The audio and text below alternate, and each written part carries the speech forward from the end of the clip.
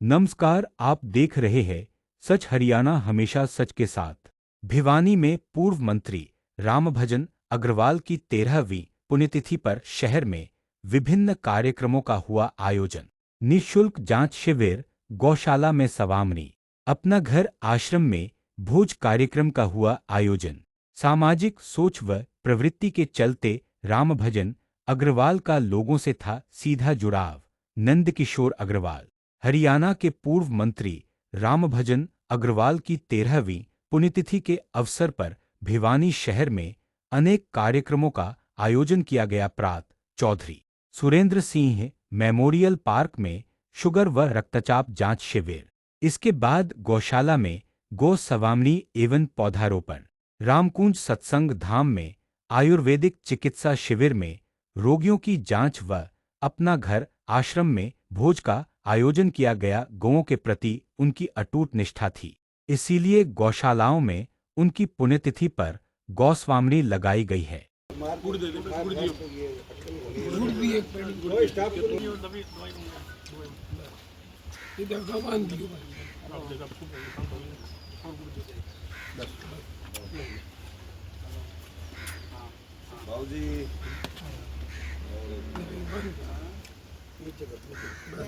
छोड़ दो आप।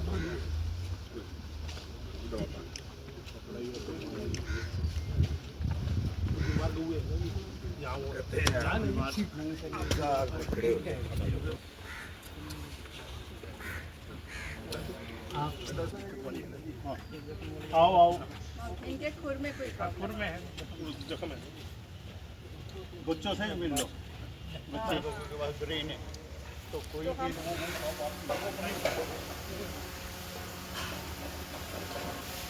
गौशाला में रेंट पे देंगे। गंदा हो जाता है तो उसको उधर दूसरे दूसरे बेड़े बेड़े में में शिफ्ट करके और इसकी सफाई पूरी कर देते हैं। नहीं, उन्होंने क्लासिफिकेशन ऐसे भी किया है, जो बीमार हैं उनके लिए बेड अलग वो है, तो अलग ये तो है, ये तो यहाँ भी है, दूध वाले के लिए अलग है, ये तो बच्चों के लिए अलग है, प्रेग्नेंट के लिए अलग है, इस टाइप से दीजिए। कल काली नहीं कल रात को बच्चा आओ जी, यही खड़े हो जाओ। आओ आओ, एक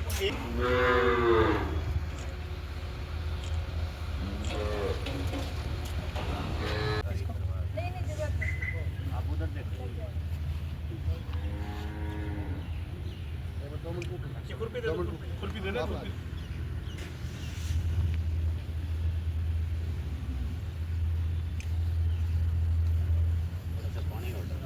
पानी और दे, अरे तू ये डाल दे, पानी बाल्टी दे दे, पानी लो।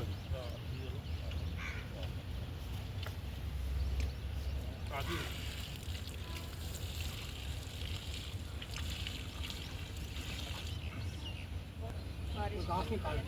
मेरा चल रहा है, सारे प्रोग्राम जुलाई में कर दूंगा, कोई बात नहीं।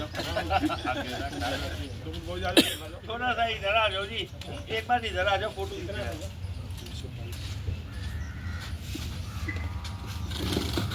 आप वो इधर आ जाओ, आ जाओ।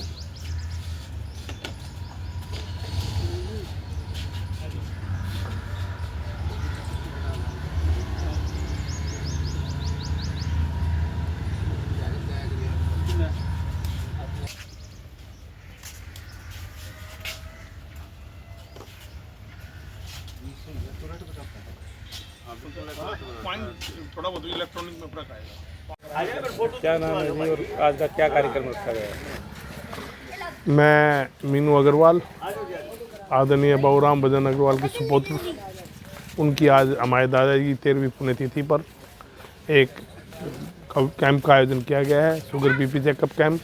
उसके साथ गौशाला में सेरेमनी, जैसा कि उनकी इच्छा रहती थी धार्मिक कार्यों में, उसी हिसाब से हमने धार्मिक कार्यों को चुना गया है। शाम को 5:30 बजे अपना घर आश्रम में खाना है, उसके पश्चात एक और पौधारोपण करेंगे।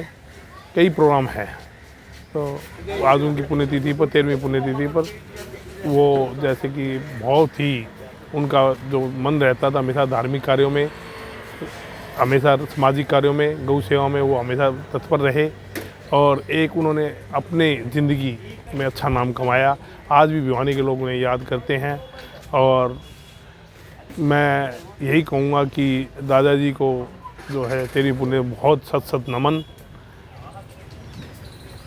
और ज़्यादा क्या कहूँ, उनका तो मतलब आज उनके बारे में बोलना एक सूर्य को दीपक दिखाने के बराबर है, क्योंकि उनका तो धर्म, सामाजिक कार्य, राजनीतिक, ईमानदारी सबका समन्वय देखा जाए तो एक ही ऐसे महापुरुष थे जो चारों तरफ से जो कि धर्म में, सामाजिक कार्य में और राजनीति में, ईमानदार राजनीति में एक समन्वय उनका माना जाएगा, जो कि बहुत कम लोगों का होता है।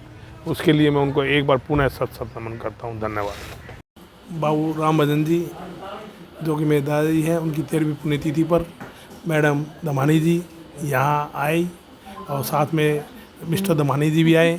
उनके लिए मेरे को बहुत बड़ी खुशी है और इन्होंने आके हमें जो गौशाला के बारे में जितनी भी बातें बताई और इन्होंने जो हमें आश्वासन दिया है कि आने वाले टाइम में ये हमें इम्प्रूव करेंगे, गौशाला को इम्प्रूव करेंगे, इसके लिए मैं इनका बहुत बहुत आभारी हूँ और सभी ट्रस्टीगण सभी का आभारी हूँ। और जो एक पौधा हमने लगाया है, एक पौधा माँ के नाम, वो हमने लगाया है आज बाबू जी पुण्यतिथि पर, उसको भी हम पूरा संभालेंगे और उसको पूरा बड़ा करके पूरी देखरेख करेंगे। धन्यवाद। आज बाबू राम भजन की 13वीं पुण्यतिथि है। वो ऐसे शख्स थे, उनमें एक साधारण जीवन में, साधारण परिवार में जन्म लेकर बहुत उच्च चोटी पर गई। उनमें जो अपनापन था, एक वास्तविक अपनापन था। आजकल के ज़माने में लोग फॉर्मेलिटी करते हैं या मतबल की बात करते हैं, जहाँ से मतबल होता है वो काम करते हैं, जिससे काम आगे आने की संभावना वो करते। उनकी ये भावना नहीं थी। वो साधारण परिवार में जन्मते हुए इतने उच्च पहुँचे पहुँचे। उनका ईमानदारी एक सबसे जरूरी थी। उनमें एक खासियत थी, वो उनमें जो भी अपनापन था, वो अपनापन आज के ज़माने में बिल्कुल नहीं है। वो जो भी कोई छठी बिरादरी का भी कोई भी आदमी आता है, उन्होंने ये नहीं सोचा कि किस बिरादरी का।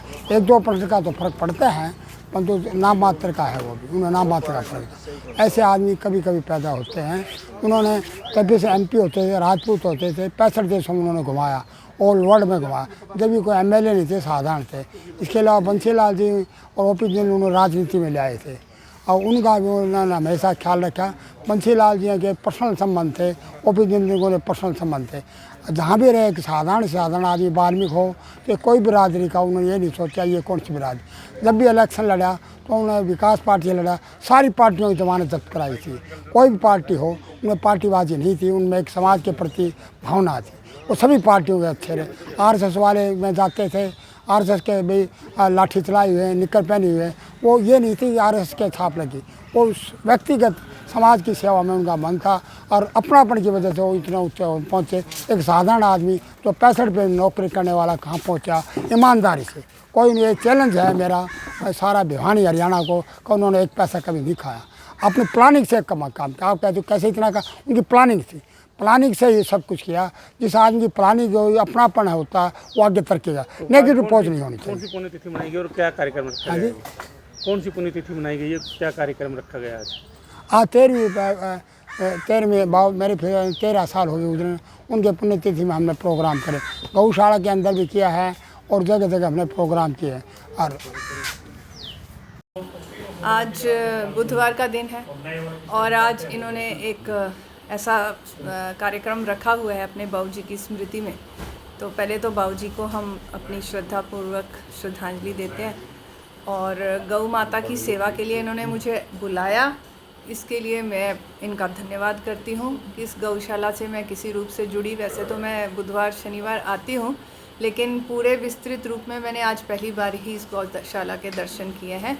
और मैं उम्मीद करती हूँ कि यूनिवर्सिटी के पास जो कुछ भी संसाधन है नॉलेज के रूप में, वो इस गौशाला को और आगे बढ़ाने के लिए प्रयोग होंगे।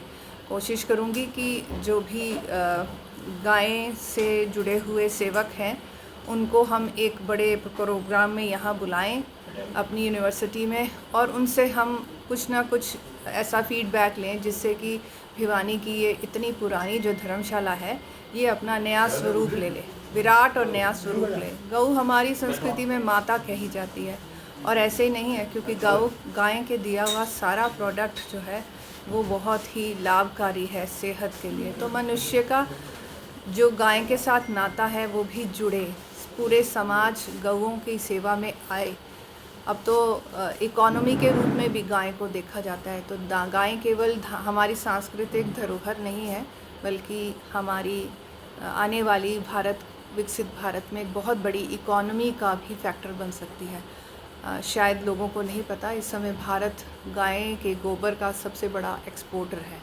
तो इस गाय के गोबर का हम कैसे सदुपयोग करें, उसके मूत्र का कैसे सदुपयोग करें, इसके ऊपर मेरे पास फार्मेसी डिपार्टमेंट है, उससे भी बात मैं करूँगी और कुछ ना कुछ अच्छा इस मुलाकात से निकल के आएगा, ऐसा मेरी उम्मीद है।